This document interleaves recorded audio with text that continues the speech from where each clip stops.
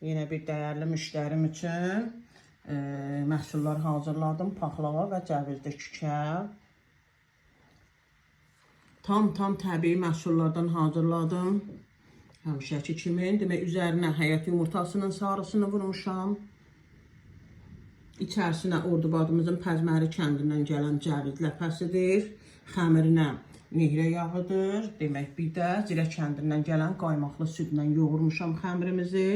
Şirəsinə də demək, Ordubadımızdan gələn gülabdır. Bir də bal vurmuşam. Yəni dadı, qoxusu möhtəşəm. Bu paxlavanın sözü söhbəti yoxdur. Vərəqləri də nam-nazik yaymışam. Çox gözəl, möhtəşəm bir paxlavadır. Bu paxlavanın əsl Ordubad paxlavasıdır. Kükələrimiz də yenə tam təbii məhsullardan hazırlanıb. Cəvizi yenə kəndimizin cəvizidir. Xəmir qaymaqlı südlə, bir də yağda nehrə yağıdır. Bax, belə ləzzətli kükələr hazırladım müştərim üçün. Nuş olsun, Allah cibinə bərəkət versin, canına da sağlıq. Göndərirəm sifarişlərimizi dəyərli müştərim üçün. Bizim məhsullarımız həm də mən dədə-baba qaydası ilə yoğururam. Yəni üsulla hazırlayıram, heç nə qatmıram, kimyəvi məhsullar. Bu bizim şirniyyatlarımızı yeyən heç vaxt kökəlməz, eyni formada qalacaq. Çünki təbii məhsullardır burada.